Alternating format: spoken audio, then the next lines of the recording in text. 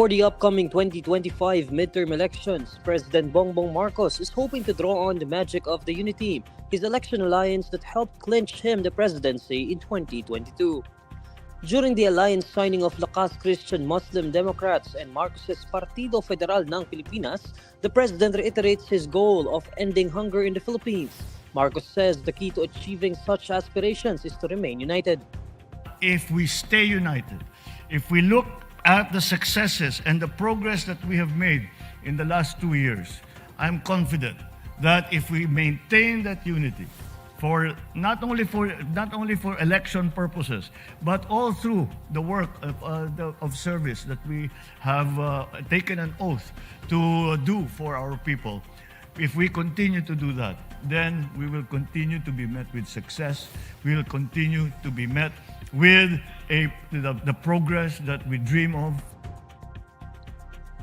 Marcos says they are formalizing the Uniteam's revival to be reminded of their goal to work together for the betterment of the Philippines. Kagaya ng ating ginawa sa nakarang halalan, ay bubuhin uli natin. Hindi naman we have to formalize it because may political cycle. So bubuhin uli natin at formalize uli natin ang Uniteam para naman pagka humaharap tayo sa ating mga kinabukasan, malalaman natin na tayo ay sabay-sabay, na nagtutulungan, tayo ay sabay-sabay, na kabalikat sa ating layunin na pagandahin ang Pilipinas, pagandahin ang buhay ng bawat Pilipino. Marcos oversaw the signing of the alliance between Lakas CMD and Partido Federal ng Pilipinas. The alliance is dubbed Alyansa para sa Bagong Pilipinas. Lakas CMD is the largest faction in the House of Representatives with 100 members out of the 300-strong lower chamber. House Speaker Martin Romualdez also serves as the president of Lakas CMD. On the other hand, Partido Federal ng Pilipinas boasts a sizable number of local government leaders.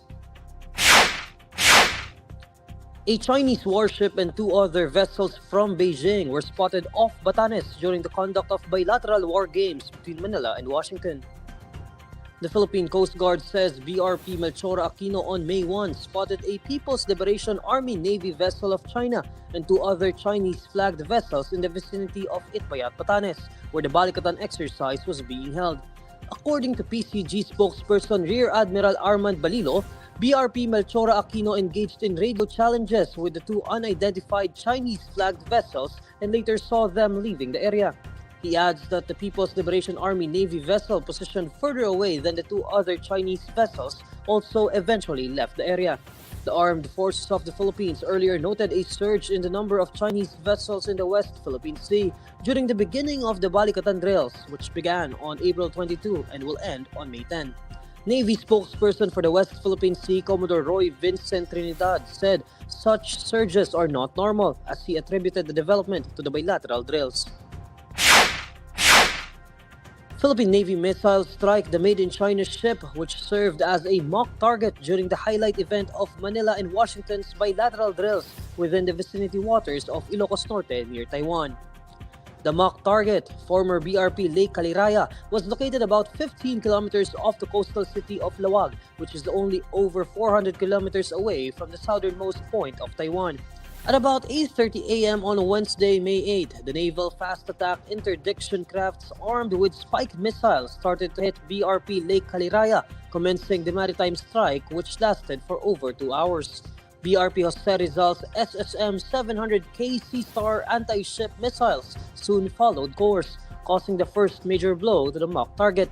Philippine Air Force's FA-50 fighter jets then dropped an air-to-ground missile against the discarded ship, causing it to tilt on its stern. For its part, the United States F-16 also conducted airstrikes against the ship, which became fully submerged at about 10:49 a.m. The former BRP Lake Caliraya, the Navy's first and only motor tanker made from China, was decommissioned in 2020. Chinese state-backed tabloid Global Times earlier claimed that the move to use the Chinese-made oil tanker as a target of both countries' anti-ship missiles and bombs shows clear provocative intent. But the Armed Forces of the Philippines said it was purely coincidental and the drills were not directed towards the source of the vessel. First Lady Liza Araneta Marcos was just being protective of her husband, President Bongbong Marcos, when she aired in an interview that she was snubbing Vice President Sara Duterte. This is according to the couple's firstborn son, Representative Sandro Marcos. In an ambush interview, the younger Marcos says that unlike him and his father, the First Lady is not as accustomed to mudslinging in politics, hence her reaction. To tell you the truth, ako sanay na ako eh. I've been in politics long enough to know that that's how the game works. And my dad, same thing naman. My mother is not quite as used to it as we are, as the both of us. So her reaction from that interview, I think that you've all seen, is I guess one of a wife who is being protective of her husband. So I think we can sympathize in that sense.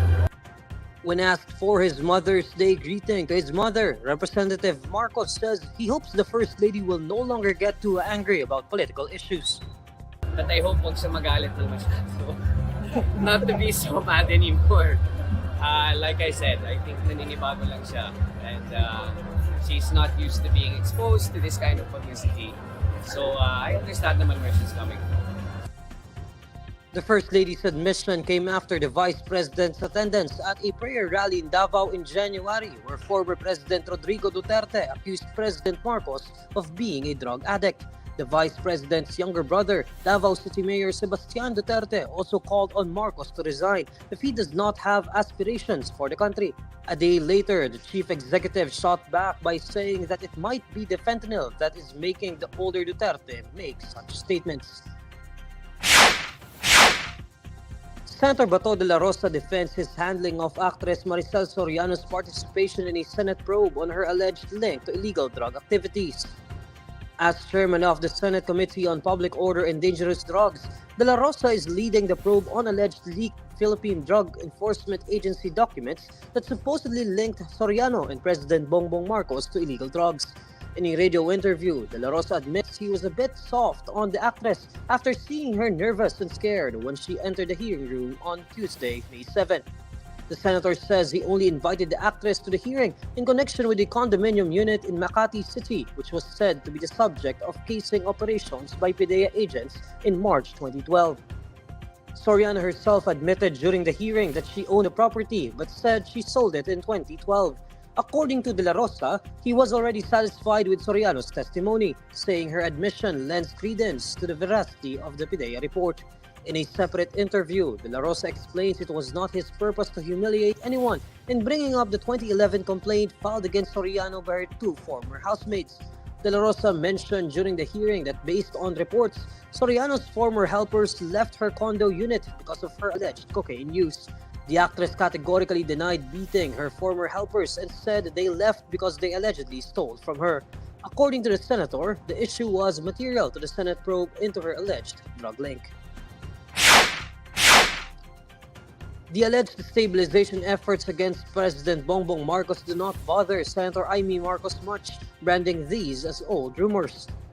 Instead of dwelling on unverified reports, the president's older sister advised the public not to think irrationally.